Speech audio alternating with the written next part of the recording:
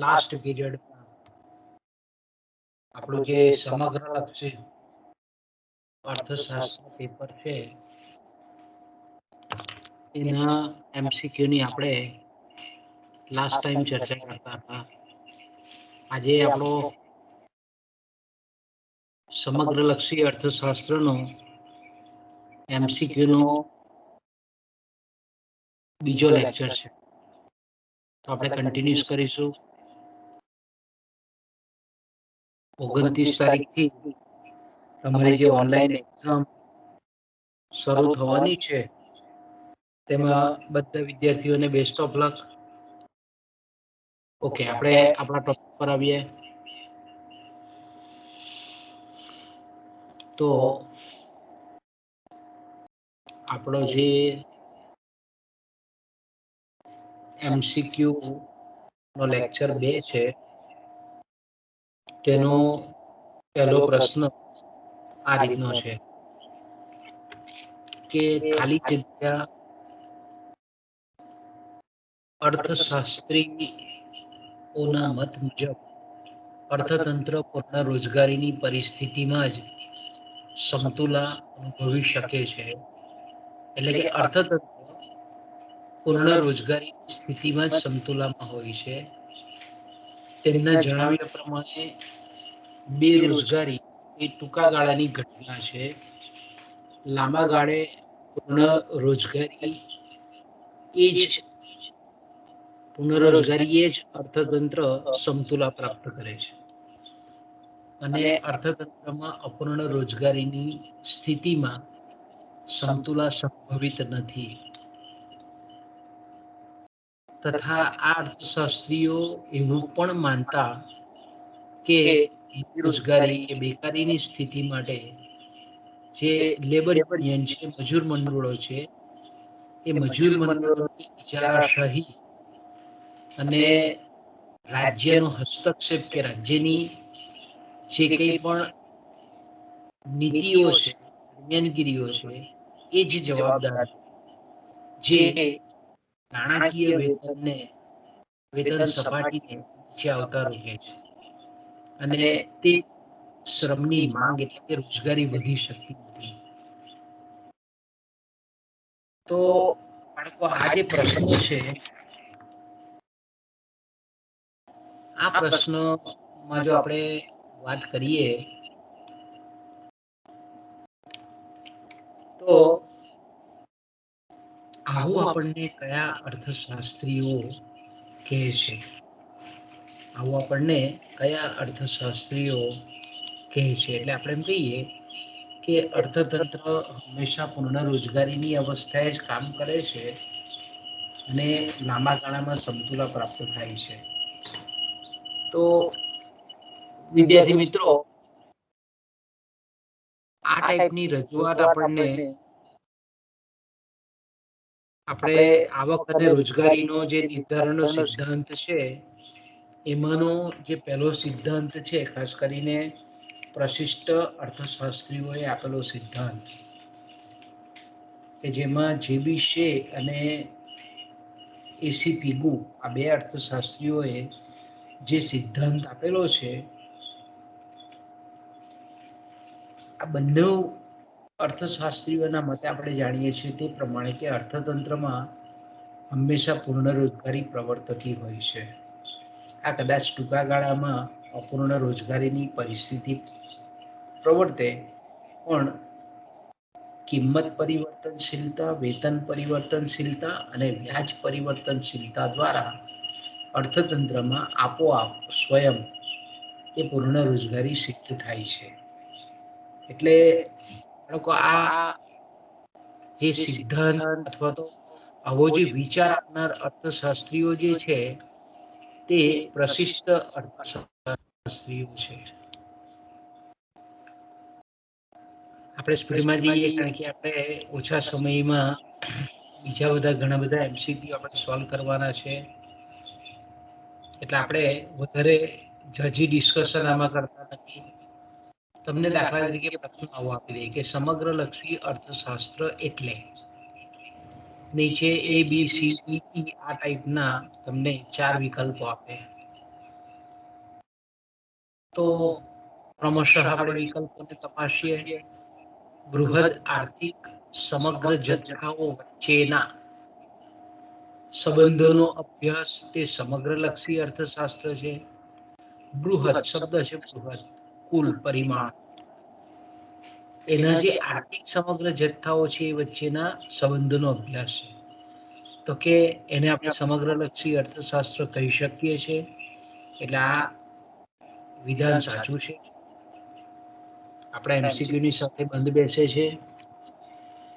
બીજું છે પ્રવૃત્તિની સામાન્ય સરેરાશો અને સમગ્રલક્ષી જથ્થાઓ અંગે અભ્યાસ કરતા અર્થશાસ્ત્રને સમગ્રલક્ષી અર્થશાસ્ત્ર કહેવામાં આવે છે.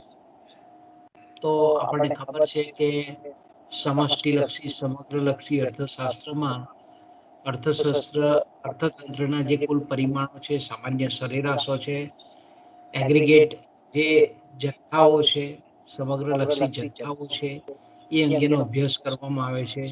એટલે આપણે એમ કહી શકીએ કે સમગ્રલક્ષી અર્થશાસ્ત્રની આ વ્યાખ્યા પણ સાચી છે. એ જ રીતે બીજું વિકલ્પ જોઈએ, અર્થતંત્રમાં સમગ્ર ઉત્પાદન, રોજગારી, કિંમતોની કક્ષા, તેમાં સમય જતા ફેરફારોના દરોને નક્કી કરતા પરિબળોનો અભ્યાસ તે સમગ્રલક્ષી અર્થશાસ્ત્ર છે. તો આ પણ એક અર્થશાસ્ત્રી આપણી વ્યાખ્યા છે. એટલે આપણે એમ કહી શકીએ કે સમગ્રલક્ષી અર્થશાસ્ત્ર એટલે શું, એમાં પણ એનો સમાવેશ થાય. એ જ રીતે ઈ વિકલ્પો પણ જોઈએ આપણે. સમગ્રલક્ષી અર્થશાસ્ત્ર એ વ્યક્તિગત પરિમાણોનો નહીં પરંતુ કુલ પરિમાણોનો અભ્યાસ છે. રાષ્ટ્રીય આવકનો અભ્યાસ કરે છે, વ્યક્તિગત આવકનો નહીં. સામાન્ય ભાવ સપાટીનો અભ્યાસ કરે છે, વ્યક્તિગત વસ્તુના ભાવનો નહીં. રાષ્ટ્રીય ઉત્પાદનનો અભ્યાસ કરે છે, વ્યક્તિગત ઉદ્યોગ કે વ્યક્તિગત પેઢીના ઉત્પાદનનો નહીં. બોલ્ડિંગે આપેલી વ્યાખ્યા છે. તો આપણે એમ કહી શકીએ કે સમગ્રલક્ષી અર્થશાસ્ત્રની આપણી વ્યાખ્યા સાચી છે. એટલે આપણો આ એમસીક્યુ નો જવાબ આવશે ઈ. ઉપરના તમામ વિકલ્પો એ આપણા એમસીક્યુના પ્રશ્નના જવાબને અનુમોદન આપે છે. એટલે આપણો જવાબ આવશે ઈ. ઓકે, આગળ જઈએ બાળકો. આપણે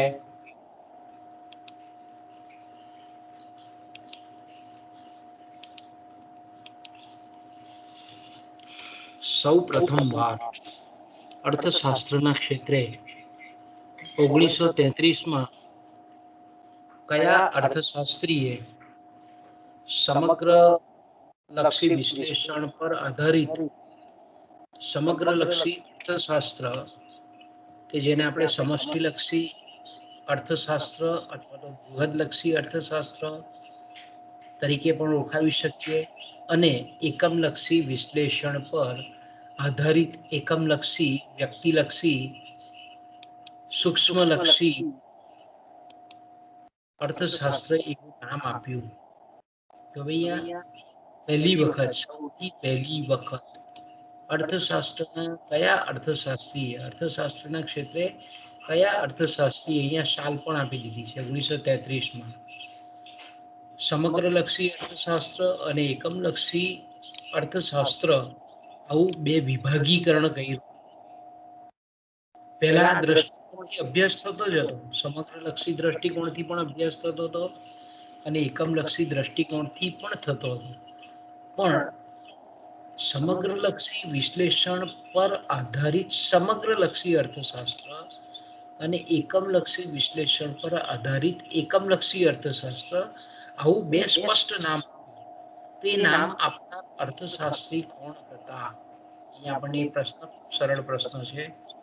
તો આપણે જાણીએ છીએ કે 1933માં ઓસ્લો યુનિવર્સિટીના પ્રોફેસર રગ્નાર ફિશ્ચે સર્વપ્રથમ આ રીતે સમગ્રલક્ષી અર્થશાસ્ત્ર અને એકમલક્ષી અર્થશાસ્ત્ર આ પ્રકારનું વિભાગીકરણ કરેલું છે. એટલે આપણા એમસીક્યુ નો જવાબ કયો આવશે બાળકો? આપણા એમસીક્યુ નો જવાબ આવશે રગ્નાર ફિશ. આપણો જવાબ આવશે. ઓકે, આગળ જઈએ બાળકો. આ રીતે તમને પ્રશ્ન પૂછવામાં આવે. વિધાન 1 અને વિધાન 2 આપવામાં આવે. વિધાન 1 અને વિધાન 2. કોઈ દેશમાં કુદરતી સાધન સંપત્તિનો જથ્થો વિપુલ પ્રમાણમાં હોય તેમ છતાં આ સાધનોની ક્રિયાશીલતાના અભાવે રાષ્ટ્રીય આવક પણ ઓછી હોય છે.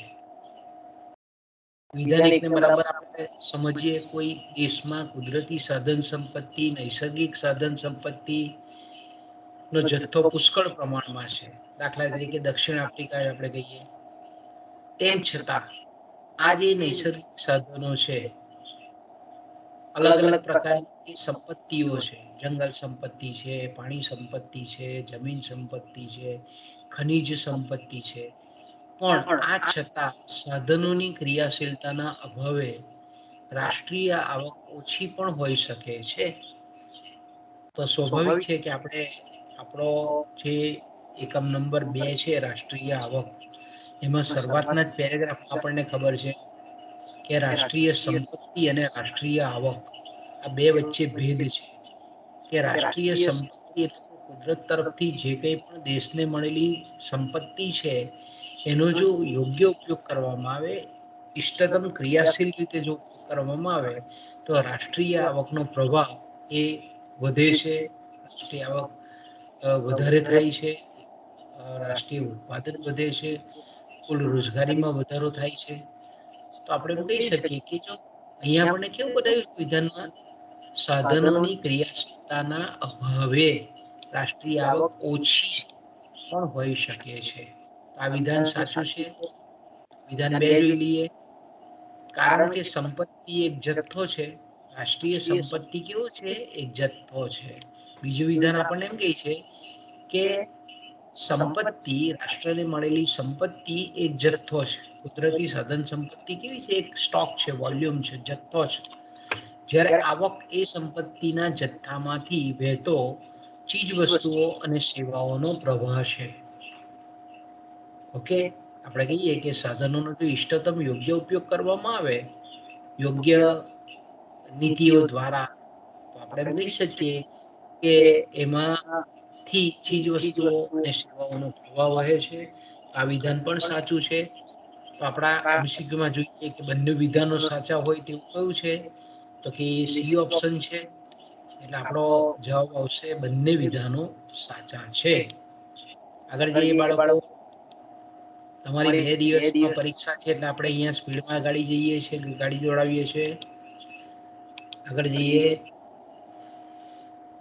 આગળનો પ્રશ્ન આ રીતનો છે કે રાષ્ટ્રીય આવકનું સાચું અને વાસ્તવિક વિશ્વસનીય ચિત્ર મેળવવા માટે તેની ગણતરી ખાલી જગ્યા ભાવે કરવામાં આવે છે. આ અન્વયે નાણાંનું પ્રમાણ એટલે કે નાણાંનો પુરવઠો, કરવેરા અર્થતંત્રમાં જે કંઈ પણ કરવેરા છે, પરોક્ષ કરવેરાઓ છે, તે સબસિડી જેવા કારણોને લીધે ભાવોમાં વધઘટ થઈ હોય તો તેને બાદ કરી અને પછી ખાલી જગ્યા ભાવોએ તેની ગણતરી કરવામાં આવે છે. તો આપણે કોઈ પણ રાષ્ટ્રની જો સાચા અર્થમાં પ્રગતિને જો મૂલવવી હોય, તો રાષ્ટ્રીય આવકની નીચે આપેલા કયા ભાવોએ આપણે જો ગણતરી કરીએ તો એનું સાચું અને વાસ્તવિક ચિત્ર આપણને પ્રાપ્ત થાય. તો કે પ્રવર્તમાન ભાવો, તો કે ભાઈ બજાર ભાવો છે. વર્તમાન સમયમાં જે ચીજ વસ્તુઓ અને સેવાઓ છે, એના જે માર્કેટ રેટ છે, પ્રવર્તમાન ભાવો છે, ચાલુ ભાવો છે, એ ભાવે રાષ્ટ્રીય આવક ગણીએ તો કે આપણને સાચું ચિત્ર નથી મળતું. કારણ કે વસ્તુના ભાવો પર, પ્રવર્તમાન ભાવો પર સરકાર દ્વારા ઘણા બધા કરવેરા નાખેલા હોય છે. એ જ રીતે ઘણી વખત ઘણી વસ્તુઓના ભાવો આપણને ઓછા દેખાય છે, તો કે એના પર સબસિડી સરકાર દ્વારા આપવામાં આવે છે. કે દાખલા તરીકે ગેસનો બોટલ છે, તો કે ભાઈ એનું ઉત્પાદન ખર્ચ ધારો કે 1200 રૂપિયા છે, પણ આપણને ઘરે દાખલા તરીકે 600 રૂપિયામાં પડતો હોય, તો આપણને એનું મૂલ્ય નીચું દેખાય, તો કે સબસિડીને કારણે નીચું દેખાય.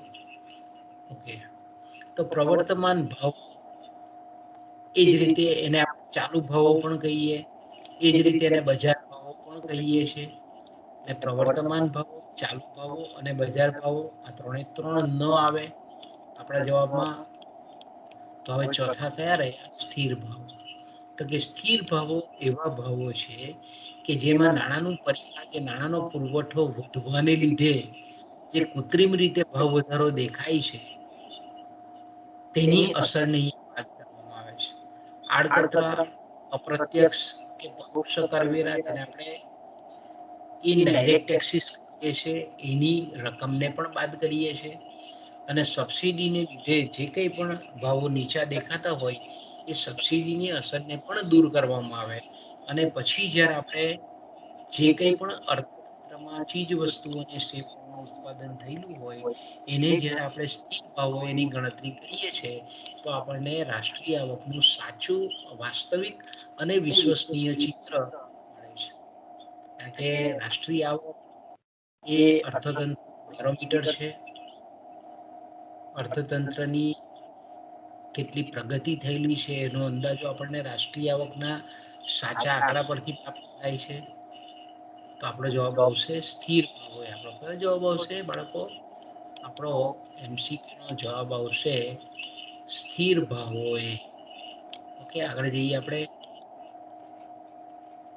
ઓકે, આ રીતે તમને છે કે રાષ્ટ્રીય આવકની ચાલુ અને પ્રવર્તમાન ભાવોએ ગણતરી કરવામાં આવી હોય તો તેને ખાલી જગ્યા કહેવામાં આવે. એને આપણે શું કહેવામાં આવે? ખાલી જગ્યા કહેવામાં આવે. જ્યારે રાષ્ટ્રીય આવકની સ્થિર ભાવોએ ગણતરી કરવામાં આવી હોય તો તેને અનુક્રમે એટલે ક્રમ પ્રમાણે નીચે આપેલા વિકલ્પોમાંથી કયો વિકલ્પ આવે? તો જ્યારે આપણે ચાલુ ભાવો એ ગણતરી કરવામાં આવી હોય તો તેને આપણે શું કહીએ છીએ? નાણાકીય રાષ્ટ્રીય આવક. બજારમાં જે કંઈ પણ અર્થતંત્રમાં જે કંઈ પણ ચીજ વસ્તુઓ અને સેવાઓ ઉત્પાદન થાય એને પ્રવર્તમાન ભાવોએ ગુણીએ તો આપણને નાણાકીય રાષ્ટ્રીય આવક મળે.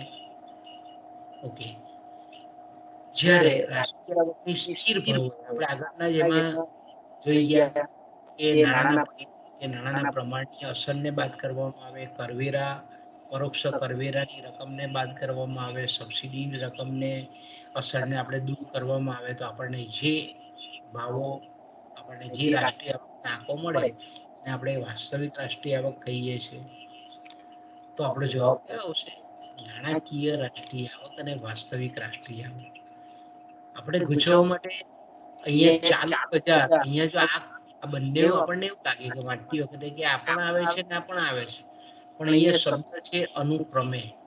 બે ખાલી જગ્યા આપેલી છે અને બે ખાલી જગ્યામાં યોગ્ય ખાલી જગ્યામાં યોગ્ય વિકલ્પ આપણે પસંદ કરવો પડે. એટલે આપણો જવાબ કયો આવશે બાળકો? બી આવશે. માથા દીઠ આવક આવતું નથી. માથા દીઠ નાણાકીય આવક એટલે આ બે તો તરત જ આપણે શોર્ટ આઉટ કરી નાખવાના એને બહાર કે આ બે તો આવતા જ નથી. તો બાકી રહ્યા બે. પણ અહીંયા ચાલુ બજાર ભાવો છે એટલે નાણાકીય આવશે. એટલે તરત આપણો જવાબ મળી જાય નાણાકીય રાષ્ટ્રીય આવક અને વાસ્તવિક રાષ્ટ્રીય આવક. ઓકે બાળકો, આગળ જઈએ આપણે. ઓકે, તમને આ રીતનો પ્રશ્ન પૂછવામાં આવે, ખાલી જગ્યા પદ્ધતિ દ્વારા રાષ્ટ્રીય આવકને જાણવા ઉત્પાદનના જુદા જુદા ક્ષેત્રોમાં થતું ઉત્પાદનનું પ્રમાણ એ જાણવું પડે. જો આપણે એમ કહીએ કે અલગ અલગ જે ઉત્પાદન રાષ્ટ્રીય આવક ગણતરીની જે પદ્ધતિઓ છે એમાં આપણે કઈ પદ્ધતિનો ઉપયોગ કરવા માટે પહેલા તો આપણે અલગ અલગ ક્ષેત્રોમાં થતું જે ઉત્પાદનનું પ્રમાણ છે એ આપણે જાણવું પડે. અને એમાં પણ ખાસ કરીને આપણે સરળતા ખાતર ખેતી છે, ઉદ્યોગ છે, વાહન વ્યવહાર છે, એન્જિનિયરિંગ છે, સેવા ક્ષેત્ર છે, આ રીતે આપણે કહીએ કે અલગ અલગ જે કંઈ પણ ઉત્પાદન થાય છે એનું વસ્તુઓ અને કામગીરીના જે કંઈ પણ ઉત્પાદનના આંકડાઓ છે તેની ગણતરી કરવામાં આવે છે. તેમનો નાણાકીય અંદાજ બજારના ચાલુ ભાવોએ, પ્રવર્તમાન ભાવે કરવામાં આવે છે. તથા આપણે એમ કહીએ કે વેપારીઓના હાથમાં રહેલા જે કંઈ પણ વસ્તુઓના જથ્થાને અથવા તો આપણે એમ કહીએ કે સરકારે પૂરી પાડેલી સેવાઓને અને આંતરરાષ્ટ્રીય વ્યાપારમાં જમા ઉધારની સ્થિતિનો પણ એમાં સમાવેશ કરવામાં આવે છે. આ પદ્ધતિ દ્વારા જ્યારે રાષ્ટ્રીય આવકની ગણતરી કરવામાં આવે છે ત્યારે કુલ રાષ્ટ્રીય આવકમાંથી ઘસારા ખર્ચ એટલે કે સ્થિર મૂડી અને અસ્થિર મૂડીનો ઘસારો બાદ કરવો આવશ્યક છે. તો બાળકો આપણે અહીંયા જોઈ શકીએ છીએ કે વ્યક્તિગત આવક દ્વારા આવી કોઈ પદ્ધતિ આપણે જેને આવક પદ્ધતિ કહીએ છીએ. અલગ અલગ ઉત્પાદનના સાધનોની આવકનો સરવાળો કરીએ છીએ તો આપણને આવક પદ્ધતિ દ્વારા રાષ્ટ્રીય આવક પ્રાપ્ત થાય છે. તો આપણી ખાલી જગ્યામાં આવક પદ્ધતિ આવશે નહીં, વ્યક્તિગત આવક પદ્ધતિ આવશે નહીં. ખર્ચની રીતે આપણે જાણીએ છીએ તે પ્રમાણે કે ખર્ચની રીતે જ્યારે આપણે વપરાશ કે ખર્ચની દ્રષ્ટિએ આપણે જો રાષ્ટ્રીય આવક મેળવવા માંગતા હોઈએ તો આપણે એને અલગ અલગ 6 પેટા વિભાગોમાં વહેંચી નાખીએ છીએ આપણે. કે પહેલું તો આપણે જોઈએ છીએ તે પ્રમાણે કે ખાનગી વપરાશી ખર્ચ, ખાનગી મૂડીરોકાણ ખર્ચ, માલ સામાન સ્ટોકનો સંગ્રહનો ખર્ચ, એ જ રીતે સરકાર દ્વારા થતો ખર્ચ, એ જ રીતે આવક આયાત પાછળ થતો ખર્ચ, નિકાસ ક્ષેત્રે કરેલી જે કંઈ પણ કમાણી છે આ બધાનો આપણે સરવાળો બાદબાકી કરીએ અને પછી આપણને ખર્ચની રીતે રાષ્ટ્રીય આવક પ્રાપ્ત થાય. તો અહીંયા ખર્ચ પદ્ધતિ પણ આવશે નહીં. તો અહીંયા જે આવશે એ છે ઉત્પાદન પદ્ધતિ. કે ઉત્પાદન પદ્ધતિ દ્વારા જ્યારે આપણે રાષ્ટ્રીય આવકને જાણવા માંગતા હોઈએ ત્યારે અર્થતંત્રના તમામ ક્ષેત્રો છે તેને આપણે અલગ અલગ વિભાગીકૃત કરીએ અને પછી જે કંઈ પણ ઉત્પાદન થાય ભૌતિક વાસ્તવિક દ્રશ્યમાન એ વસ્તુઓના જે બજાર ભાવો છે એના વડે એને ગુણાકાર કરવામાં આવે. પછી એમાં આપણે કહીએ કે જે રિઝર્વ ભંડોળ છે, રિઝર્વ સ્ટોક છે, માલ સામાન છે, એનો પણ સમાવેશ કરીએ. સરકારે જે કંઈ પણ સેવાઓ પૂરી પાડેલી હોય તેનો પણ સમાવેશ કરીએ છીએ અને પછી એમાંથી આપણે ઘસારા મૂલ્ય બાદ કરીએ છીએ. તો આપણો જવાબ કયો આવશે? ઉત્પાદનની રીત, ઉત્પાદનની પદ્ધતિ દ્વારા. ઓકે, વપરાશની રીત અને ખર્ચની રીતમાં આપણે ચર્ચા કરી ગયા. બંને શબ્દનો અર્થ સહમત થાય છે એટલે આપણા MCQ નો જવાબ કયો આવશે? તો કે ત્રીજો આવશે, ઉત્પાદનની રીત. ઓકે, આપણે આગળ જઈએ બાળકો. ઓકે, અહીંયા તમને સરસ શોર્ટમાં પ્રશ્ન પૂછી દઈએ કે ADP એટલે શું? ફૂલ ફોર્મ લખો એનું, અથવા તો એને આપણે ADP ને વિસ્તારથી જો કહેવું હોય તો શું કહી શકાય?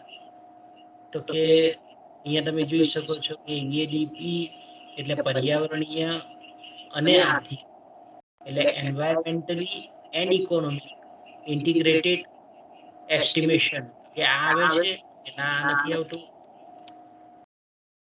Environmentally adjusted domestic product. Domestic એટલે આંતરિક પ્રોડક્ટ, P ફોર પ્રોડક્શન. પર્યાવરણ એટલે એન્વાયરમેન્ટલી પર્યાવરણીય દૃષ્ટિકોણથી. એડજસ્ટેડ એટલે સમાયોજિત, અનુકૂલિત આંતરિક ઉત્પાદન. તો કે આપણે MCQ નો જવાબ આવશે બી. પર્યાવરણીય હિસાબ પદ્ધતિ, અહીંયા આપણે એન્વાયરમેન્ટલી એકાઉન્ટિંગ સિસ્ટમ. કારણ કે અહીંયા આપણે આ જે EADP શબ્દ છે એના દ્રષ્ટિકોણથી જોઈએ તો આપણે આપણો ઓપ્શન આવશે બી. પર્યાવરણીય હિસાબ પદ્ધતિ પણ નહીં આવશે, ચોખ્ખું રાષ્ટ્રીય ઉત્પાદન પણ નહીં આવશે. આમ તમે જુઓ એકબીજાના સમાનાર્થી શબ્દ લાગે, પણ આપણે જ્યારે પર્ટિક્યુલર શબ્દ આપેલો છે કે EADP એટલે શું, તો આપણે ભલે એકબીજાના સમાન અર્થવાળા શબ્દ લાગે, એકબીજાની અંગ્રેજીમાં વપરાય, જ્યારે પર્ટિક્યુલરલી આપણે આ શબ્દ આપેલો હોય ત્યારે એનો જવાબ આપણે આવશે બી. ઓકે, આગળ જઈએ બાળકો આપણે.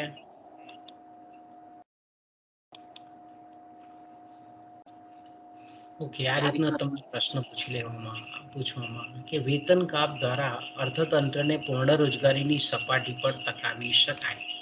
આવું કહેનાર અર્થશાસ્ત્રી કોણ છે? એટલે આપણે સ્ટ્રાઇક જાય પહેલા જે MCQમાં આપણે ચર્ચા કરી ગયા કે અર્થતંત્ર એ હંમેશા પૂર્ણ રોજગારીની અવસ્થાએ કામ કરે છે. આવું કહેનાર અર્થશાસ્ત્રીઓ પ્રશિષ્ટ અર્થશાસ્ત્રીઓ છે અને આવક અને રોજગારી નિર્ધારણ અંગેનો સિદ્ધાંત પ્રશિષ્ટોએ આપણે આપણા અભ્યાસક્રમને ધ્યાનમાં રાખીએ TYBA સેમ 5ના, તો એમાં જે બી છે અને પીગુ આવે છે. તો આપણે કહીએ કે પીગુનું વેતન કાપનો સિદ્ધાંત, પીકુનું જો નામ જાણીતું હોય આવક અને રોજગારીના સિદ્ધાંતમાં, તો વેતન કાપની જે થિયરી છે એના દ્વારા જાણીતું છે. એટલે આપણે વેતન કાપ શબ્દ આવે એટલે આપણે તરત સ્ટ્રાઇક આવી જાય કે આ એમસીક્યુ નો જવાબ આવશે પીકુ. એટલે પીકુ જ્યારે આપણને એવું કહે છે કે સમયના ટૂંકા ગાળામાં, જો લાંબા ગાળામાં પીકુ આપણને એવું કહેવા માંગે છે કે સમયના લાંબા ગાળામાં અર્થતંત્ર પૂર્ણ રોજગારીની અવસ્થાએ સમતુલા પ્રાપ્ત કરે છે, પણ કોઈક સંજોગોમાં ટૂંકા ગાળામાં માંગ કરતા પુરવઠો વધી જવાને લીધે જે બેરોજગારીના પ્રશ્નો સર્જાય છે એને જો નાણાકીય વેતન કાપની નીતિ અપનાવવામાં આવે તો વાસ્તવિક વેતન શ્રમિકોનું ઘટતું નથી, નાણાકીય વેતન ઘટે છે. એટલે કે જેને આપણે કહીએ છીએ વેતન પરિવર્તનશીલતા. વેતન પરિવર્તનશીલતા દ્વારા આજે અપૂર્ણ રોજગારીની પરિસ્થિતિ સમયના ટૂંકા ગાળામાં સર્જાય છે એને સમયના ટૂંકા ગાળામાં આપણે દૂર કરી શકાય. પણ કોના દ્વારા? કે વેતન કાપ દ્વારા. વેતન કાપની જો નીતિ અપનાવવામાં આવે તો અર્થતંત્રમાં સ્વયં સંચાલિત પૂર્ણ રોજગારીની અવસ્થા પાછી સ્થપાય છે. આવું આપણને કોણ કહે છે? તો કે પીગુ કહે છે. આપણા એમસીક્યુ નો જવાબ આવશે સી, પીગુ. આગળ જઈએ બાળકો આપણે. ઓકે, ખૂબ સરસ મજાનું શોર્ટ એન્ડ સ્વીટ છે બધા એમસીક્યુ. બચત એ વ્યક્તિગત સદગુણ છે પરંતુ સામાજિક દુર્ગુણ છે. તો આવું કહેનાર અર્થશાસ્ત્રી કોણ છે? તો કે આપણે સીધી જ ખબર પડે કે અસરકારક માંગનો સિદ્ધાંત. અસરકારક માંગ એટલે કુલ રાષ્ટ્રીય ખર્ચ, કુલ રાષ્ટ્રીય આવક, કુલ રોજગારી.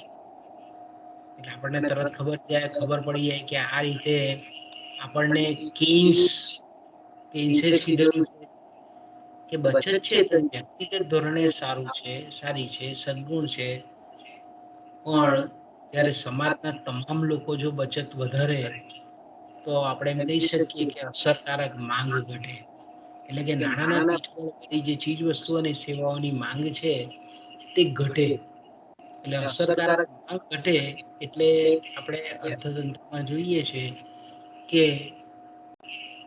મૂડીરોકાણનું પ્રમાણ ઘટે. અસરકારક માંગ ઘટે એટલે વપરાશ ઘટે, મૂડીરોકાણનું પ્રમાણ ઘટે અને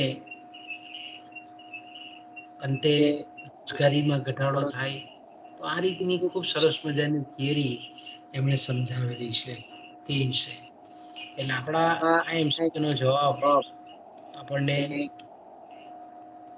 મળે છે બી, કેઇન્સ. ઓકે, કારણ કે કેઇન્સનું જે માળખું અર્થતંત્રમાં આપણે એમ કહીએ કે જેમ લોકોની વપરાશ વૃત્તિ ઊંચી તેમ આપણે કહીએ કે અર્થતંત્રમાં ગુણક મૂલ્ય વધારે.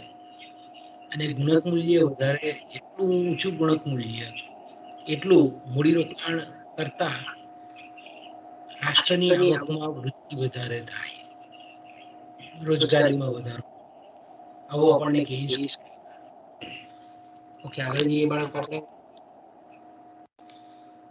પૂર્ણ રોજગારી એટલે અનૈચ્છિક બેરોજગારીનો અભાવ. તો આવું કહેનાર અર્થશાસ્ત્રી કોણ છે? પૂર્ણ રોજગારી એટલે અનૈચ્છિક બેરોજગારીનો અભાવ. કારણ કે આપણે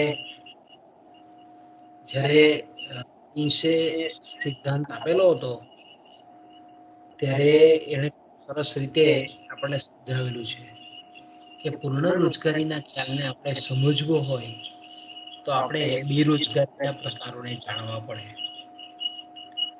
બેરોજગારીના પ્રકારોમાં આપણને કેઇન્સ જે કહે છે તે પ્રમાણે કે પહેલી આવે છે મોસમી બેરોજગારી, કે ઋતુગત પરિવર્તનોને કારણે સિઝનલ જે ચેન્જીસ છે તેને લીધે અર્થતંત્રમાં સમયના ટૂંકા ગાળામાં જે બેરોજગારો પડે, રોજગારીમાં ઘટાડો થાય તેને આપણે મોસમી અથવા તો સિઝનલ બેરોજગારી કહીએ છીએ. બીજી જે આપણને રોજગારી એમણે બેરોજગારી કીધી તે ઘર્ષણાત્મક અથવા તો જેને આપણે કહીએ છીએ પરિવર્તનજન્ય બેરોજગારી. કે પરિવર્તનજન્ય બેરોજગારી એટલે ઘર્ષણાત્મક બેરોજગારી પણ એને આપણે કહી શકીએ કે જ્યારે અર્થતંત્રમાં વિકાસનું કામ ચાલુ થાય, વિકાસ જેને આપણે કહીએ ને કે અર્થતંત્રમાં વિજ્ઞાન અને ટેકનોલોજીનો વિકાસ થાય અને પરિણામ સ્વરૂપ આપણે એમ કહીએ કે ઉદ્યોગોનું જે માળખું બદલાય, બરાબર, ખાસ કરીને આપણે કહીએ કે મૂડીવાદી જે અર્થતંત્રો હોય તેમાં ખાસ કરીને એક તો હરીફાઈના પ્રમાણમાં વધારો થાય, વિજ્ઞાન અને ટેકનોલોજીમાં બદલાવ આવવાને લીધે ઉત્પાદન પદ્ધતિમાં ફેરફાર થાય, સતત આપણે એમ કહીએ કે ઉદ્યોગોનું સ્ટ્રક્ચર બદલાય,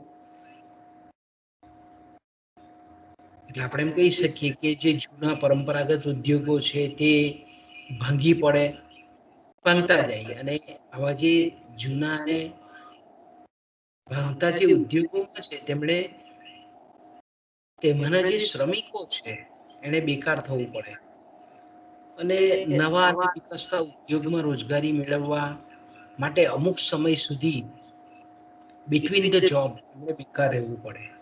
તો આ પ્રકારની જે બેકારી છે તેને આપણે ઘર્ષણાત્મક કે પરિવર્તનજન્ય બેકારી કહીએ છીએ. ત્રીજી બેરોજગારી આપણને ખબર છે, ઐચ્છિક બેરોજગારી, કે ભાઈ ઘણી વખત આળસુ માણસ હોય, અપંગ હોય, વૃદ્ધ હોય, અતિશય ધનાઢ્ય વ્યક્તિ હોય તો ઐચ્છિક રીતે બેરોજગારી પસંદ કરે તો તેને આપણે કહીએ છીએ. હવે આવા જે લોકો છે તે કેવા છે કે કામ કરવાની શક્તિ પણ ધરાવે છે અને વૃત્તિ પણ ધરાવે છે, છતાં પણ આપણે એમ કહીએ કે કામ કરવા તત્પર નથી.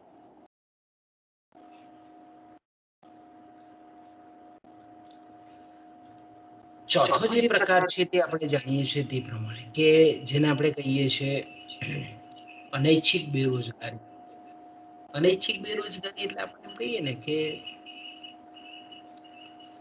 જે વ્યક્તિ કામ કરવાની વૃત્તિ ધરાવતો હોય, નક્કી થયેલા કલાકે પ્રવર્તમાન વેતન દરે કામદારો કે શ્રમિકોની કામ કરવાની તૈયારી હોય, છતાં પણ જો એને કામ ન મળે તો એને આપણે કહીએ છીએ અનૈચ્છિક બેરોજગારી બેકારી. તો કેન્સ આપણને એવું કહ્યું છે કે આવી જે અનૈચ્છિક બેરોજગારી છે તેનો અભાવ એટલે પૂર્ણ રોજગારી. એને આપણે શું કહીએ છીએ? એનો અભાવ એટલે પૂર્ણ રોજગારી.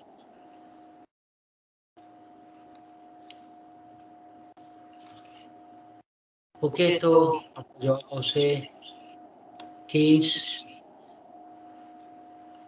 વાસ્તવમાં જેને આપણે બેરોજગારી કહીએ છીએ તે અનૈચ્છિક બેરોજગારીનો અભાવ જ્યારે અર્થતંત્રમાં હોય ત્યારે તેને આપણે પૂર્ણ રોજગારી શબ્દ વાપરી શકીએ. ઓકે, આગળ જઈએ બાળકો આપણે.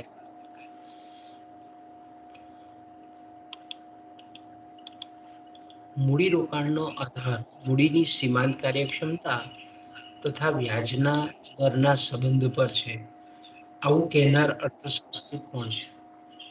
તો આપણે પહેલા લેક્ચરમાં પહેલો જ સવાલ હતો કે મૂડીરોકાણ બરાબર ફંક્શન ઓફ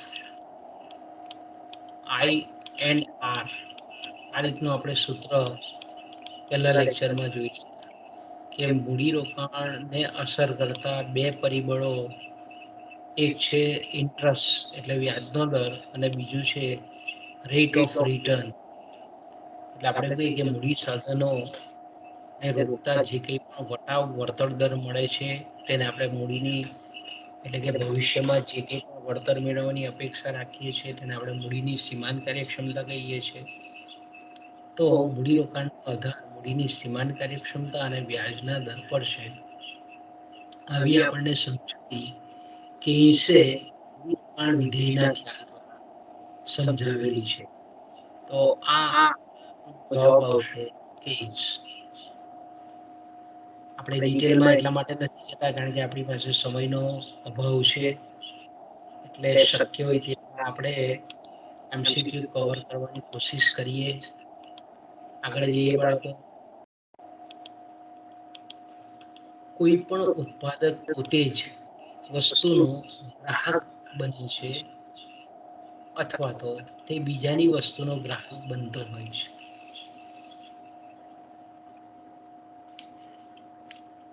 જો આ ટીપ આપણે જાણીએ છીએ તે પ્રમાણે કે આ રીતનું તમને એક વિધાન આપી દેવામાં આવે અને પછી તમને એવું પૂછવામાં આવે કે એટલે આપણે આગળ પણ ચર્ચા કરી ગયા છે આની, કે કોઈ પણ ઉત્પાદક જ્યારે એ વસ્તુનું ઉત્પાદન કરે છે તો એની પાછળનો હેતુ, એનો મૂળ હેતુ એ તો સ્વ વપરાશનો હોય, અને એ બીજો હેતુ એ છે કે જે વસ્તુનું ઉત્પાદન કરે છે તે અન્ય વ્યક્તિને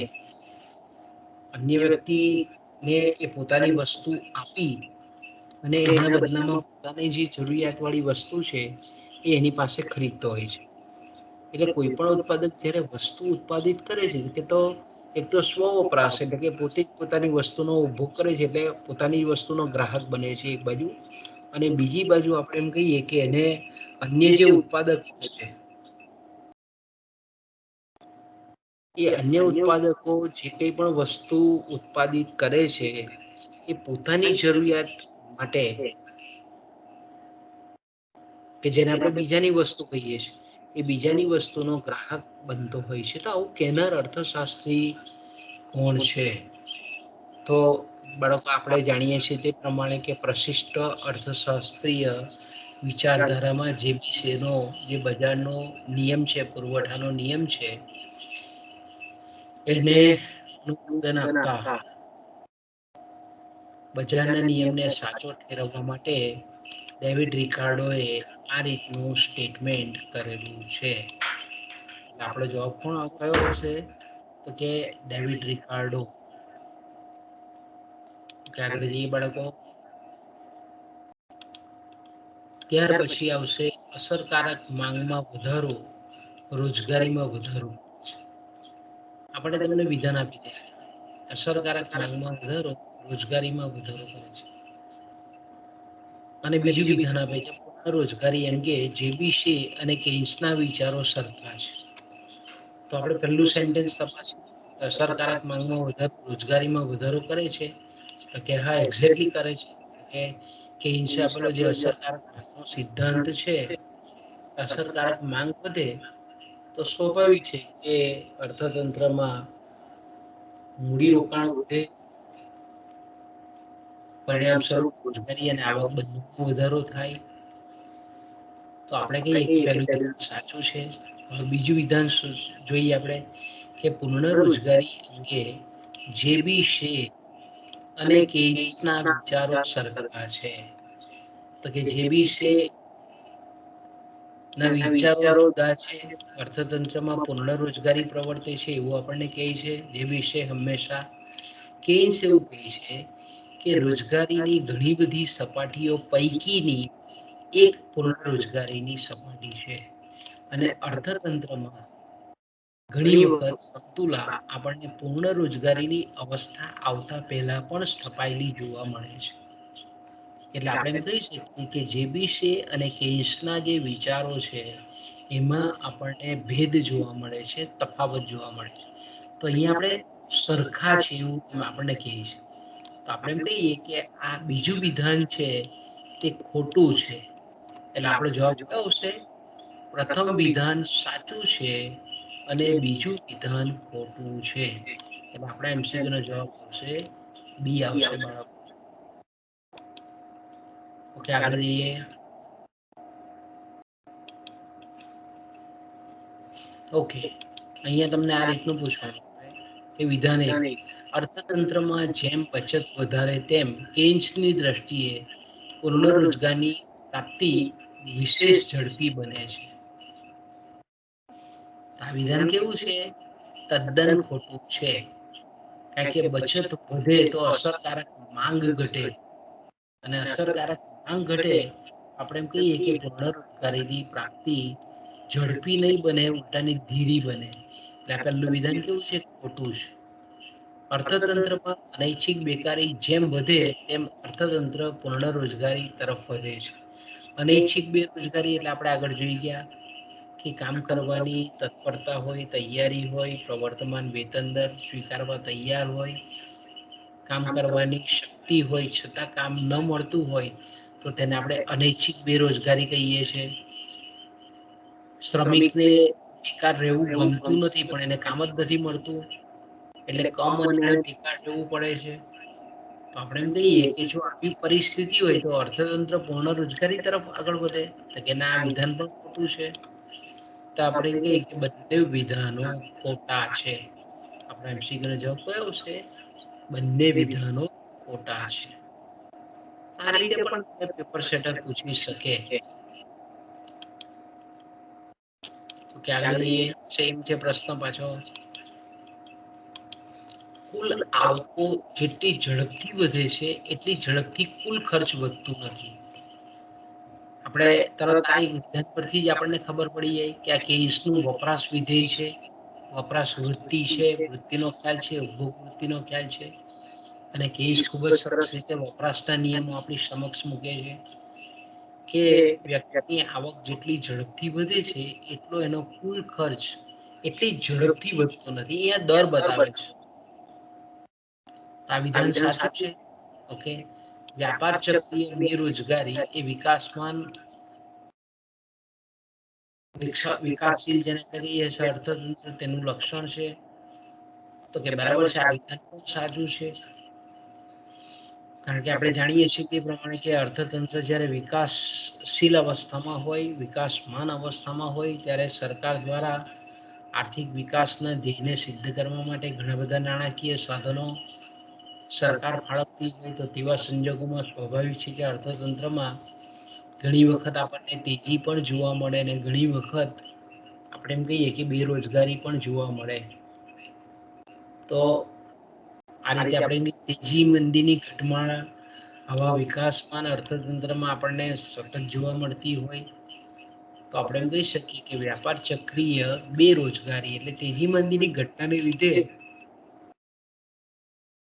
જે બેરોજગારી ઉદ્ભવે છે એ વિકાસમાન અર્થતંત્રનું એક લક્ષણ છે. તો કે કહી શકીએ આપણે લક્ષણ છે. તો આ વિધાન પણ સાચું છે. એટલે બંને વિધાનો સાચા છે. આપણા એમસીક્યુ નો જવાબ કયો આવશે? તો કે સી આવશે. આગળ જઈએ. આ રીતના તમને એમસીક્યુ પૂછે કે શક્તિશાળી અને તાલીમ પામેલા કારીગરોને, શ્રમિકોને અથવા તાલીમ વગરના કારીગરોને રોજગારી મળતી હોવા છતાં તેઓ કામ કરવાની ઈચ્છા ન હોય અને તેઓ સ્વેચ્છાએ બેરોજગાર રહેતા હોય તો તેને કઈ રોજગારી કહેવાય? આપણે બધા જ લક્ષણોની ચર્ચા કરી ગયા છે. આ બધા જ પ્રકારોની ચર્ચા કરી ગયા છે. તો શક્તિશાળી અને તાલીમ પામેલા કારીગરોને અથવા જો અહીંયા ટ્રેન્ડેડ છે, સ્કિલબદ્ધ છે, કુશળબદ્ધ શ્રમિકો છે અને બીજી બાજુ છે તાલીમ વગરના અકુશળ શ્રમિકો છે. એ લોકોને રોજગારી મળતી હોવા છતાં એમ્પ્લોયમેન્ટ મળે છે, તેઓ કામ કરવાની ઈચ્છા ધરાવતા ન હોય અને સ્વૈચ્છિક રીતે વોલેન્ટરી એ બેરોજગાર રહેવા માંગતા હોય તો તેને આપણે કઈ બેરોજગારી કહીએ છીએ બાળકો? એને આપણે કહીએ છીએ સ્વૈચ્છિક બેરોજગારી. ઐચ્છિક અથવા તો ઇંગ્લિશમાં આપણે એમ કહીએ તો વોલેન્ટરી પણ કહી શકીએ. ઘર્ષણાત્મક બેરોજગારી આપણને ખબર છે કે જૂના ઉદ્યોગો ભાંગતા જાય અને નવા ઉદ્યોગો આકાર પામતા જાય ત્યારે બિટવીન ધ જોબ્સ એમણે જે બેરોજગાર રહેવું પડે એને ઘર્ષણાત્મક બેરોજગારી કહીએ છીએ. અનૈચ્છિક બેરોજગારીની આપણે આગળ જ ચર્ચા કરી ગયા. કામ કરવાની શક્તિ હોય, પ્રવર્તમાન વેતન દર સ્વીકારવા તૈયાર હોય, કામ કરવાની વૃત્તિ હોય, કામ કરવાની તૈયારી હોય છતાં કામ ન મળતું હોય તો તેને આપણે અનૈચ્છિક બેરોજગારી કહીએ છીએ. અહીંયા તો કામ મળે છે, કામ મળે છે, રોજગારી મળતી હોવા છતાં તેઓ કામ કરવાની ઈચ્છા ધરાવતા નથી. એટલે આપણે આપણા એમસીક્યુ નો જવાબ કયો આવશે બાળકો? આવશે અનૈચ્છિક બેરોજગારી પણ નહીં આવે, સ્વૈચ્છિક ઐચ્છિક બેરોજગારી આવશે, છુપી બેરોજગારી, પ્રચંડ બેરોજગારી કે કૃષિ ક્ષેત્રમાં ખાસ કરીને આપણને જોવા મળે છે એ પણ નહીં આવશે. ઋતુગત કે જેને આપણે મોસમી બેરોજગારી કહીએ છીએ કે મોસમ બદલાય એટલે અમુક આર્થિક પ્રવૃત્તિમાં શ્રમિકો બેરોજગાર પડે તો એને આપણે ઋતુગત બેરોજગારી કહીએ. વ્યાપાર ચક્રીય બેરોજગારી કે તેજી મંદીની ઘટનાને લીધે જે કંઈ પણ બેરોજગારો ઉત્પન્ન થાય તેને આપણે વ્યાપાર ચક્રીય બેરોજગારી કહીએ છીએ. એટલે આપણા એમસીક્યુનો જવાબ આવશે બીજો, સ્વૈચ્છિક બેરોજગારી, ઐચ્છિક બેરોજગારી. આગળ જઈએ બાળકો.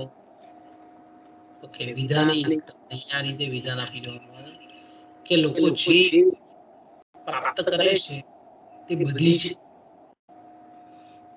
રાષ્ટ્રીય આવકમાં સમાવેશ થાય છે. તો કે ના, સીધું જ છે કે લોકો જે કંઈ પણ પ્રાપ્ત કરે છે આવક એ બધાનો જ, અહીંયા આવક શબ્દ મારાથી છાપવાનો રહી ગયો છે, જે લોકો જે આવક, જેટલી પણ આવક એ બધી જ આવક રાષ્ટ્રીય આવકમાં સમાવિષ્ટ થાય છે, થતી નથી. લોકો જે આવક પ્રાપ્ત કરે છે તે બધી જ આવકો રાષ્ટ્રીય આવકમાં સમાવિષ્ટ થતી નથી. કે સાચી વાત છે કે બધી જ આવક ના સમાવેશ થાય. બધી જ આપણે એમ કહીએ કે બધી જ આવક, દાખલા તરીકે એક શિક્ષક છે તે ખેતી પણ કરે છે, ધંધો પણ કરે છે અને નોકરીએ પણ જાય છે. તો બધા જ ક્ષેત્રમાંથી પ્રાપ્ત થતી આવક એ રાષ્ટ્રીય આવકમાં ગણતરી થતી નથી હોતી. આપણે જોઈ શકીએ છીએ સમાવેશ થતી નથી. વિધાન સાચું છે. દેશમાં નાણાકીય આવક જેમ વધુ તેમ વાસ્તવિક આવક પણ વધુ. તો કે આ વિધાન ખોટું કે નાણાકીય આવક ઘણી વખત ઘણા બધા કારણોસર વધેલી દેખાય પણ વાસ્તવિક આવક સ્થિર પણ રહેલી હોય અથવા તો ઘટેલી પણ આપણને જોવા મળે. એટલે નાણાકીય આવક વધે એટલે વાસ્તવિક આવક કાં તો ઘટેલી પણ હોય કાં તો સ્થિર પણ હોય. ઓકે, તો આપણે એમ કહી શકીએ કે બીજું જે વિધાન છે એ ખોટું વિધાન છે. એટલે આપણું પ્રથમ વિધાન સાચું છે અને બીજું વિધાન ખોટું છે. આપણા એમસીક્યુ નો જવાબ છે બી. ફટાફટ આગળ જઈએ બાળકો આપણે. ઓકે, આ રીતનું તમને પ્રશ્ન પૂછવામાં આવે કે લોર્ડ કેઇન્સે ઈસવીસન 1936માં the general theory of employment, money and interest નામનું જે પુસ્તક લખેલું હતું એમાં એમણે સમગ્ર અર્થતંત્રની કુલ આવક, કુલ ખર્ચ, કુલ રોજગારી વગેરેનો વિચાર કરેલો છે. બચત, મૂડીરોકાણ, આવક, રોજગારી, વ્યાજનો દર અને ઉત્પાદન વગેરે વચ્ચે ગાઢ સંબંધો એમણે રજૂ કરેલા છે. અને એ રીતે કેઇન્સે નાણાકીય સિદ્ધાંત અને જેને આપણે વેલ્યુ થિયરી ઓફ વેલ્યુ કહીએ છીએ, મૂલ્ય નિર્ધારણના સિદ્ધાંતોનું સફળ રીતે સંકલન કર્યું છે. તેથી તેમનું અર્થશાસ્ત્ર નીચે પૈકી ખાલી જગ્યા કહેવાયું. તો અહીંયા તમે જોઈ શકો કે આ જે પુસ્તક છે કેઇન્સે લખેલું, એમાં એમણે સમગ્ર અર્થતંત્રની કુલ આવક, કુલ ખર્ચ, કુલ રોજગારી, કુલ મૂડીરોકાણ, કુલ અસરકારક આ બધાનો વિચાર કરેલો છે. અને એમણે બચત અને મૂડીરોકાણ, આવક અને ખર્ચ, રાષ્ટ્રીય આવક અને રોજગારી, વ્યાજનો દર, આ બધાનો વ્યાજનો દર અને ઉત્પાદન, મૂડીરોકાણ અને ઉત્પાદન વગેરે વચ્ચે ગાઢ સંબંધો રજૂ કરી અને નાણાકીય સિદ્ધાંતો, વાસ્તવિક સિદ્ધાંતો અને મૂલ્ય નિર્ધારણના સિદ્ધાંતો, તો વિચાર કરો કે નાણાકીય પરિબળો, વાસ્તવિક પરિબળો અને મૂલ્ય નિર્ધારણના સિદ્ધાંતોનું ખૂબ સરસ રીતે ઇન્ટિગ્રેશન એમણે સંકલન કરેલું છે. એટલે એમના અર્થશાસ્ત્રને આપણે શું શું કહીએ છીએ?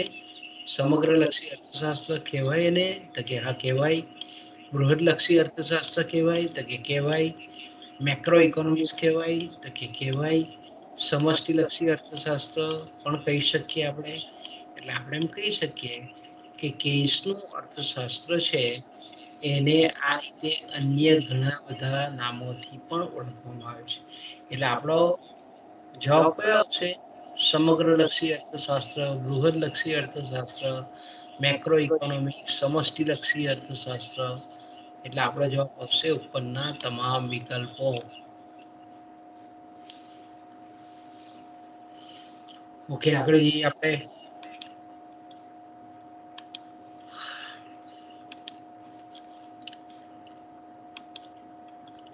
ઉત્પાદક જ્યારે અમુક માણસોને રોજગારી આપે છે ત્યારે તે રોજગારીને પરિણામે ચીજ વસ્તુઓ અને સેવાઓનું ઉત્પાદન થાય છે.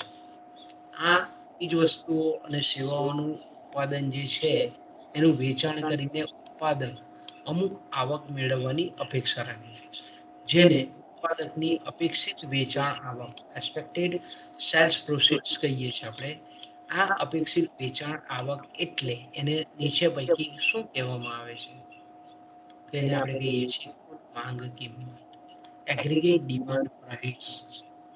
ઓકે, તો કે ભાઈ દાખલા તરીકે આપણે આગળ પણ એની ચર્ચા કરી ગયા છે કે 1 લાખનું મૂડીરોકાણ કરે કોઈ પણ સંચાલક, ત્યારે શું થાય છે કે 10 માણસોને રોજગારી મળે છે. તો 10 માણસો જે કંઈ પણ કારખાનામાં કામ કરશે અને એને પરિણામે જે કંઈ પણ વસ્તુ કે સેવાનું ઉત્પાદન થશે એને વેચીને એના બદલામાં જે આવક મેક્સિમમ કે ભાઈ 10 વ્યક્તિ 100 એકમનું ઉત્પાદન કર્યું તો 100 એકમનું એ જે ઉત્પાદન થયું એને અમુક કિંમતે વેચી અને આટલી આવક પ્રાપ્ત થશે એક્સપેક્ટેડ અપેક્ષિત, તેને કહેવામાં આવે છે કુલ માંગ કિંમત. સંતુલિત કુલ પુરવઠા કિંમત આવશે નહીં. સંતુલિત કુલ માંગ કિંમત કે જેને આપણે અસરકારક માંગ કહીએ છીએ તે પણ નહીં આવશે. કુલ પુરવઠા કિંમત કે જે એના ખર્ચની બાજુ બતાવે છે ઉત્પાદકની, એટલે આ પણ નહીં આવશે. કુલ માંગ કિંમત આપણે જાણીએ છીએ તે પ્રમાણે કે અલગ અલગ રોજગારીના સ્તરે કુલ માંગ કિંમત અલગ અલગ હોય છે. તો એ રીતે આપણે કુલ માંગ કિંમતની અલગ અલગ મૂડીરોકાણના પ્રમાણે જે કંઈ પણ રોજગારી અલગ અલગ પ્રાપ્ત થાય એને લીધે જે કંઈ પણ ઉત્પાદન અલગ થાય એ રીતે અલગ અલગ રોજગારીના સ્તરે જે કંઈ પણ અપેક્ષિત વેચાણ આવક છે તે અલગ અલગ થાય. એટલે આપણે એમ કહી શકીએ કે આ રીતે અલગ અલગ રોજગારીના સ્તરે જે કંઈ પણ અપેક્ષિત વેચાણ આવકની અપેક્ષા જે રાખે છે એને આપણે જો ટેબલના ફોર્મમાં આપણે એને ગોઠવીએ તો એને આપણે કહીએ છીએ કુલ માંગ કિંમતની અનુસૂચિ. અને એને આપણે જ્યારે જોડીએ અલગ અલગ રોજગારીના પ્રમાણના સંદર્ભમાં તો આપણને મળે છે કુલ માંગ કિંમત રેખા. એ આપણે ખૂબ સરસ રીતે લેક્ચરમાં સમજેલા છે બાળકો. આગળ જઈએ આપણે. જેમ રોજગારીનું પ્રમાણ વધારે તેમ કુલ ઉત્પાદન પણ વધારે, તેમ અપેક્ષિત વેચાણ આવક પણ વધારે, એટલે કે કુલ માંગ કિંમત પણ વધારે. તેથી જ કુલ માંગ કિંમતને રોજગારીના કદનું કેવું વિધેય પરિમાણ, જો અહીંયા શબ્દ આવે છે કેવું વિધેય પરિમાણ કહેવામાં આવે છે. તો અહીંયા પ્રશ્ન આપણને શું કહે છે બાળકો કે જેમ રોજગારીનું પ્રમાણ વધારે તેમ કુલ માંગ કિંમત પણ વધારે. તેથી કુલ માંગ કિંમતને રોજગારીના કદનું કેવું વિધેય પરિમાણ કહેવામાં આવે છે? એને આપણે ઘટતું જતું વિધેય પરિમાણ કહીએ, સ્થિર વિધેય પરિમાણ કહીએ, તટસ્થ વિધેય પરિમાણ કહીએ કે વધતું જતું વિધેય પરિમાણ કહીએ. તો અહીંયા આપણે ઇન્ટર રિલેશનશીપ જોવાનું છે કે રોજગારીનું પ્રમાણ વધે તો કુલ ઉત્પાદન વધે છે. એટલે આપણે એમ કહીએ કે રોજગારીમાં જેમ જેમ વધારો થાય તેમ તેમ આપણે કહીએ કે કુલ માંગ કિંમતમાં પણ વધારો થાય. તો આને આપણે એમ કહીએ છીએ બંનેના સંદર્ભમાં કે વધતું જતું વિધેય પરિમાણ એને આપણે કહીએ છીએ. ઓકે, એટલે આપણો જવાબ કયો આવશે બાળકો? આપણો જવાબ આવશે ડી, બંને વધે છે. ઓકે, આગળ જઈએ બાળકો આપણે. તમને આ રીતે આકૃતિ આપી દેવામાં આવે અને આકૃતિ આપીને તમને એવું કહે છે કે આ જે છે તેને આપણે કુલ માંગ કિંમત રેખા કહીએ છીએ. આ જે 45 અંશના ખૂણાવાળી રેખા છે તેને આપણે પુરવઠા કિંમત રેખા કહીએ છીએ. તો ઉપરોક્ત આકૃતિમાં પ્રશ્ન તમને અહીંયા પૂછે છે કે ઉપરોક્ત આકૃતિમાં અસરકારક માંગનું પ્રમાણ કયા બિંદુએ નક્કી થાય છે? એડીપીસી એટલે આપણે જાણીએ તે પ્રમાણે કુલ માંગ કિંમત રેખા અથવા વક્ર, કુલ પુરવઠા કિંમત એએસપીસી અને આપણે કહીએ છીએ કુલ પુરવઠા વક્ર. તો આપણે જાણીએ છીએ તે પ્રમાણે કે સમયના ટૂંકા ગાળામાં કેન્સ આપણને એવું કહે છે કે ઉત્પાદન પદ્ધતિ બદલાતી નથી, ઉત્પાદનના સાધનોનો ભાવ બદલાતા નથી, એટલે કુલ પુરવઠા જે કિંમત રેખા છે એ આપણને સીધી ને સીધી ઉપર જતી જોવા મળે છે. અને આપણે જાણીએ છીએ કે અસરકારક માંગ ક્યારે નક્કી, તો જ્યારે આપણે એમ કહી શકીએ કે કુલ માંગ કિંમતની રેખા અને કુલ પુરવઠા કિંમતની રેખા એકબીજાને જ્યાં છેદતી હોય, આ છેદન બિંદુએ જેને આપણે સંતુલિત માંગ કિંમત કહીએ છીએ, એ કુલ સંતુલિત માંગ કિંમત જે છે તે અસરકારક માંગ દર્શાવે છે. એટલે આપણા એમસીક્યુનો જવાબ શું આવશે? તો કે ક્યુ બિંદુ આવશે, તો કે ના. ઓ બિંદુ આવશે, ના. આર બિંદુ આવશે, ના. તો કે આપણો જવાબ આવશે પી બિંદુ. એટલે આપણો એમસીક્યુનો જવાબ કયો આવશે? આ પી બિંદુએ, કે જ્યાં કુલ માંગ કિંમત રેખા, કુલ પુરવઠા કિંમત રેખા એકબીજાને છેદે છે, એ છેદન બિંદુએ આપણે પી બિંદુ મૂકેલું છે. તો આ પી બિંદુ આપણા એમસીક્યુનો જવાબ આવશે. આગળ જઈએ. અહીંયા તમને પૂછે છે કે કુલ માંગ કિંમત રેખા, કુલ માંગ કિંમત રેખા નો ઢાળ ઉદ્ગમ બિંદુએથી જોતા કેવો હોય છે? આપણે આગળ જ ચર્ચા કરી કે આ આપણી રેખા છે તેને આપણે કુલ માંગ કિંમત રેખા, એગ્રીગેટ ડિમાન્ડ પ્રાઇસ કર્વ કહીએ છીએ.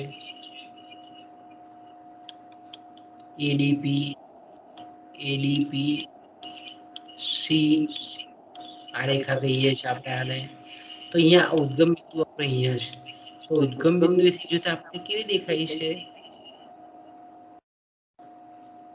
ઉદ્ગમ બિંદુથી જોતા આપણને અંદરથી ગોળ દેખાય છે. અંદરથી અહીંયાથી તમે આપણે ઉભા રહીએ ને આપણે નજર મારીએ તો આપણને કેવી દેખાય છે? આ અંદરથી ગોળ છે, એટલે અંતરગોળ રેખા છે. ઓકે, બહિર્ગોળ પણ આવશે નહીં. બહિર્ગોળ હોય તો આમ આવે, એટલે આવશે નહીં. 45 વાળી રેખા નથી. ક્ષિતિજ ધરીને સમાંતર, એટલે કે એક્સ અક્ષને બરાબર સમાંતર નથી. એટલે આપણો જવાબ કયો આવશે બાળકો? કુલ માંગ કિંમત રેખાનો ઢાળ ઉદ્ગમ બિંદુથી જોતા આ ઢાળ કેવો છે? આપણને અંતરગોળ દેખાય છે. એટલે આપણો જવાબ આવશે અંતરગોળ.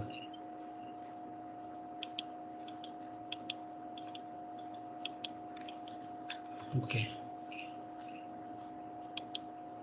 આ રીતનો તમને પ્રશ્ન પૂછે કે ઉત્પાદન કાર્ય માટે ઉત્પાદનના સાધનોને રોકે છે, ત્યારે તેને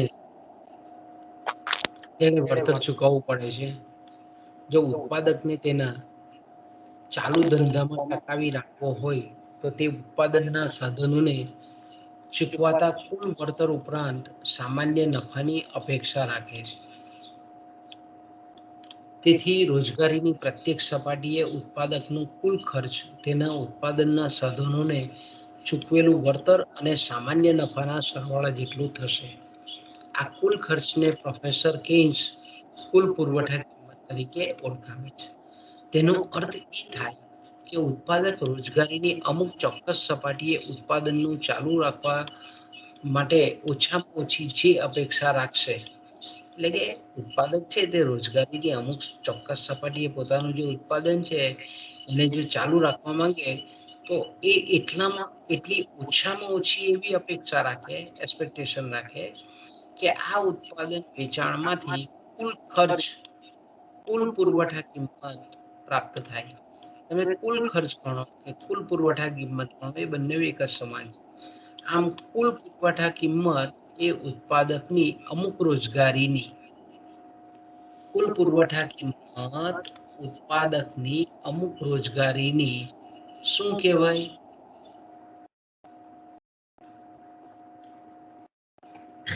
એને આપણે શું કહીએ? ઉત્પાદનની વેચાણમાંથી તેને ખર્ચ કુલ પુરવઠા કિંમત પ્રાપ્ત થાય. આમ એ પુરવઠા કિંમતને ઉત્પાદકની અમુક રોજગારીની અપેક્ષિત લઘુત્તમ વેચાણ આવક તરીકે ઓળખાવી શકીએ. તો કુલ પુરવઠા કિંમત અથવા તો તમે એને કુલ ખર્ચ આપીને એટલી એક્સપેક્ટેડ વેચાણ આવક અથવા તો એને આપણે કહીએ અપેક્ષિત લઘુત્તમ ઓછામાં ઓછી એટલી આવક પ્રાપ્ત થવી જોઈએ. દાખલા તરીકે આપણે કહીએ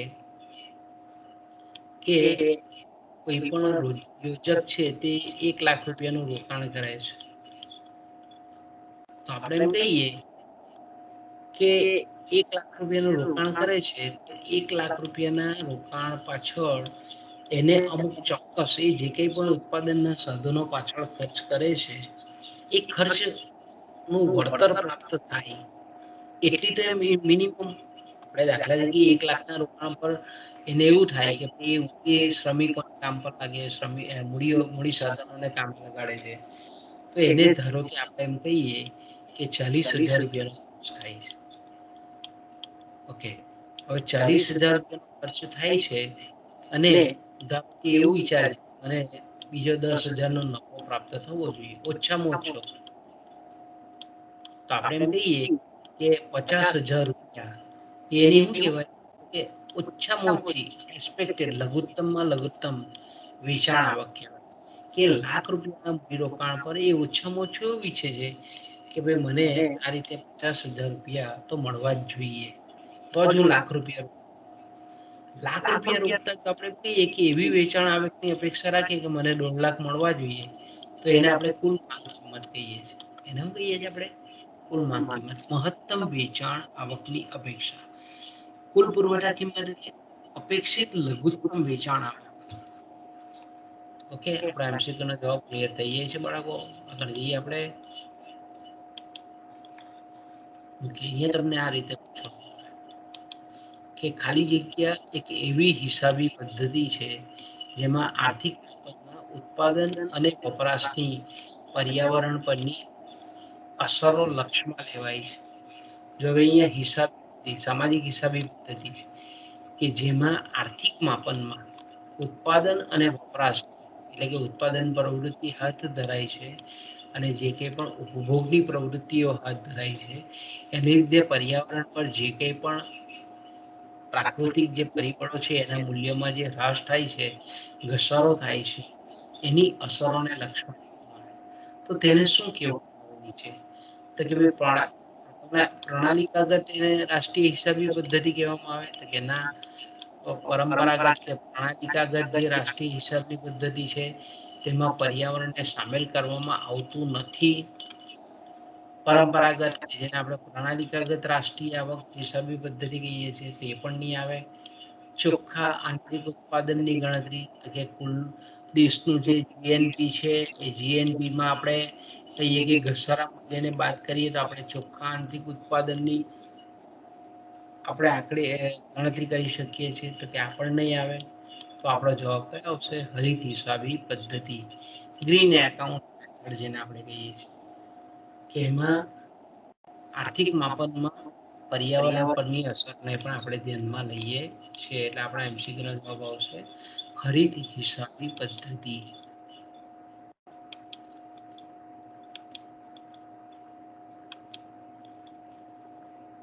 ઓકે, આગળ જઈએ. જો અહીંયા પાછું સેમ આગળ આપણે પ્રશ્ન પૂછેલો તેવો જ કે રાષ્ટ્રીય આવક હિસાબી પદ્ધતિમાં પર્યાવરણના ખ્યાલના સંદર્ભે તમને અહીંયા ખબર પડી જાય કે આપણો બીજો યુનિટ છે રાષ્ટ્રીય આવક, તેનો આ પ્રશ્ન છે. તો કે રાષ્ટ્રીય આવકની જે હિસાબી પદ્ધતિ છે કે જેમાં પર્યાવરણના ખ્યાલને પણ આપણે ઉમેરેલો છે, એને આપણે આગળના જે MCQમાં ચર્ચા કરી કે એને હરિત હિસાબી પદ્ધતિ કહીએ અને આપણે સેટેલાઇટ એકાઉન્ટિંગ કહીએ છીએ. ઓકે, તો અહીંયા આપણને પ્રશ્ન પૂછે છે કે EAAS નું પૂરું નામ લખો.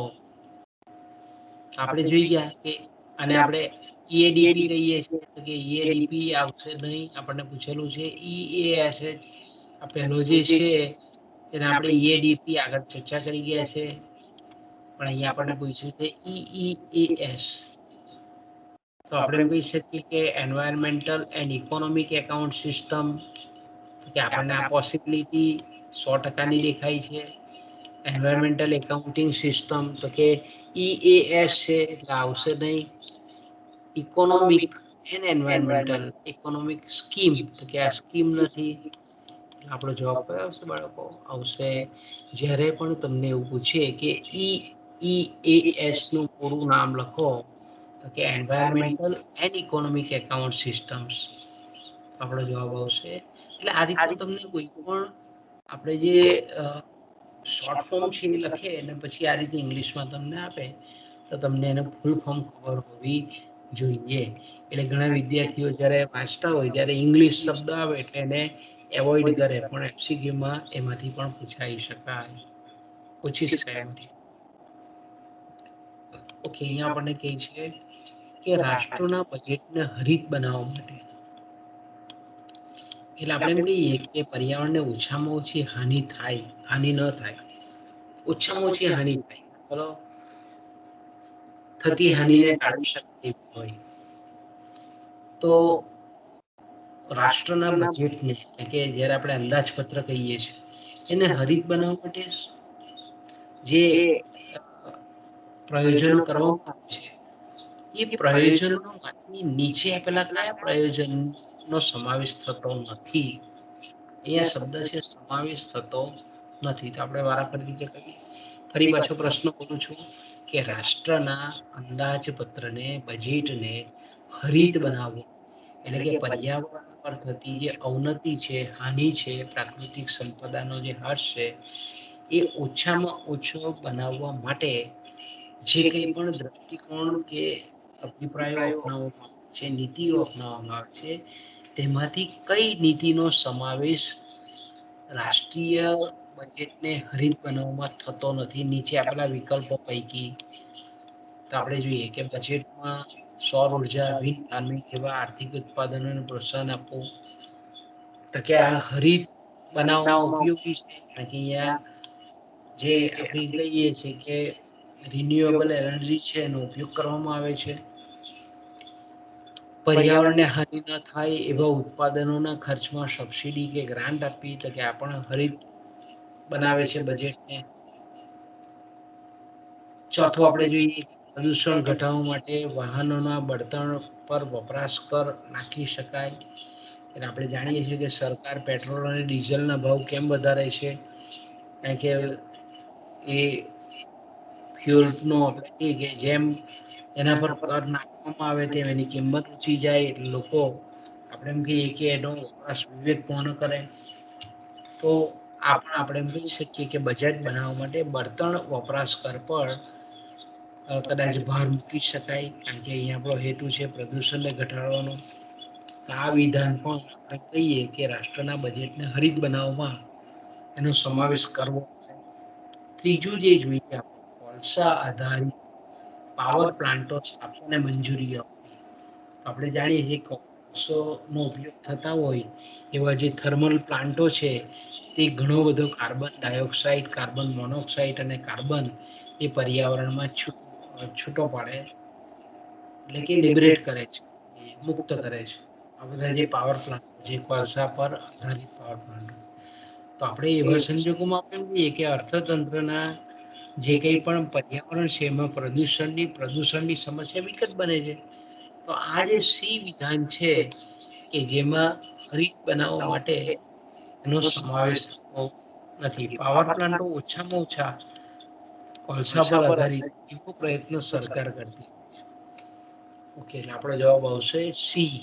કારણ કે સમાવેશ થતો નથી, એટલે આપણે એમ કહી શકીએ કે આપણા એમસીક્યુ નો જવાબ આવશે સી. ઓકે, આગળ જઈએ બાળકો. તો આપણે આગળ ચર્ચા કરી ગયા એની ઈએડીપી, એન્વાયરમેન્ટલી એડજસ્ટેડ ડોમેસ્ટિક પ્રોડક્ટ, એનું સૂત્ર કયું છે? તો તમને અહીંયા હું આગળ પણ કહેતો હતો કે જ્યારે પણ આપણે રીડિંગ કરીએ ત્યારે ખૂબ ડીપમાં રીડિંગ કરો, સૂક્ષ્મતાથી કરો, લીટીએ વાંચો, ચોપડીની તો જ આવડશે, નહીં તો આવડશે નહીં. તો આપણે વાંચેલું હોય, આપણે બહુ ડીપની વાંચેલું હોય, ડીપલી નહીં વાંચેલું હોય, તો આપણને આવા પ્રશ્નોમાં કન્ફ્યુઝન થાય. કે દાખલા તરીકે આપણે એમ કહીએ કે EADP નું સૂત્ર શું છે, તો કે EADP નું સૂત્ર એ ચોખ્ખું આંતરિક ઉત્પાદન ઓછા પ્રાકૃતિક સાધનોનો ઘસારો, હર્ષ અને પર્યાવરણીય અવનતિ. એટલે ચોખ્ખા આંતરિક ઉત્પાદનમાંથી જ્યારે આના મૂલ્યોને બાદ કરવામાં આવે તો આપણને મળે છે એન્વાયરમેન્ટલી એડજસ્ટેડ ડોમેસ્ટિક પ્રોડક્ટ. પર્યાવરણીય દ્રષ્ટિએ સમાયોજિત આંતરિક ઉત્પાદન આપણને પ્રાપ્ત થાય. તો આપણો જવાબ કયો આવશે બાળકો? આપણો જવાબ આવશે બી. તો અહીંયા તમને ગૂંચવવા માટે જોઈ શકો છો, કુલ રાષ્ટ્રીય આવક ઉત્પાદન વાપરવામાં આવે, તો આ નથી. એ જ રીતે રાષ્ટ્રીય આવક, તો કે આ એની સાથે બંધ નથી. કુલ આંતરિક પેદાશ, તો કે આનો પણ સમાવેશ થતો નથી, કારણ કે કુલ છે એટલા માટે આપણે ચોખ્ખું આંતરિક ઉત્પાદન જોઈએ છે. ઓકે, તો આપણા MCQ નો જવાબ આવશે બી. આ રીતે તમને ફૂલ ફોર્મ પૂછાય કે EADP એટલે, તો આપણે તરત સ્ટ્રાઇક જેવી જોઈએ કે ચોખ્ખું આંતરિક ઉત્પાદન ઓછા પ્રાકૃતિક સંપત્તિનો હર્ષ, પર્યાવરણીય અવનતિ.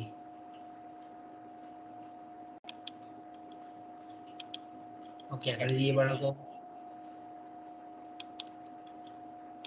પ્રસ્થાપિત એટલે કે પરંપરાગત, અત્યાર સુધી જે ચાલતી રાષ્ટ્રીય હિસાબી પદ્ધતિ છે તે, એટલે જેમાં રાષ્ટ્રીય આવકની ગણતરી કરવામાં આવે છે.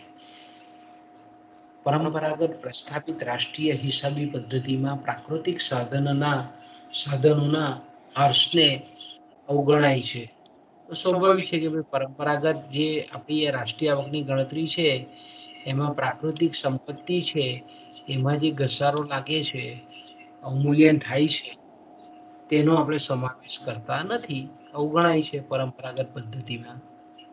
પર્યાવરણની અવનતિને કારણે માનવ આરોગ્ય અને માનવ કલ્યાણ પર પણ થતી જે અસરો છે એની ગણનાને આમે જ કરી શકાતી નથી. કઈ પદ્ધતિમાં? તો કે પ્રસ્થાપિત કે પરંપરાગત રાષ્ટ્રીય આવકની ગણતરીની પદ્ધતિ છે તેમાં. તો કે આ સમસ્યાના ઉકેલ માટે EADP, એન્વાયરમેન્ટલી એડજસ્ટેડ ડોમેસ્ટિક પ્રોડક્ટની વિભાવનામાં કયા દ્રષ્ટિકોણનો સમાવેશ કરવામાં આવે છે? તો અહીંયા તમે જોઈ શકો છો કે EADPની જે વિભાવના છે એમાં પહેલું તો આપણે કહીએ કે રાષ્ટ્રીય હિસાબોમાં પર્યાવરણની અસરોને સામે જ કરવી, તો કે આનો સમાવેશ થાય છે. પ્રણાલીગત રાષ્ટ્રીય હિસાબો સાથે સેટેલાઇટ એકાઉન્ટો તૈયાર કરવા, એનો પણ સમાવેશ થાય છે. સ્વતંત્ર પર્યાવરણ અને પ્રાકૃતિક સાધનનો હિસાબ જે રાષ્ટ્રીય હિસાબ સાથે સંકલિત હોય તેનો સમાવેશ કરીએ છીએ આપણે, તો કે આ બી થાય. આપણા MCQ નો જવાબ આપશે ઉપરના તમામ વિકલ્પો.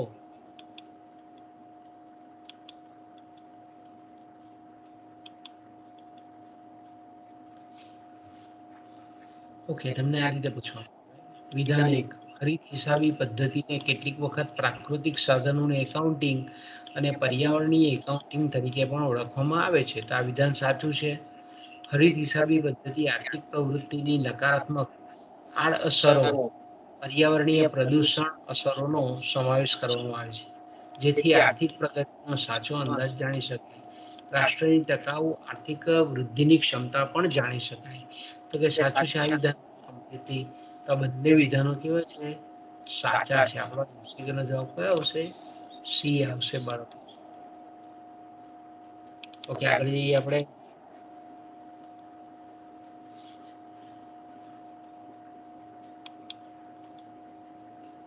આપણે અહીંયાથી અટકીએ. આપણે નેક્સ્ટ પીરિયડમાં જોઈશું. આપણે અહીંયાથી વિરામ લઈએ, ફરી પાછા આપણે ભેગા થઈશું એક્ઝામ ચાલુ થતા પહેલા.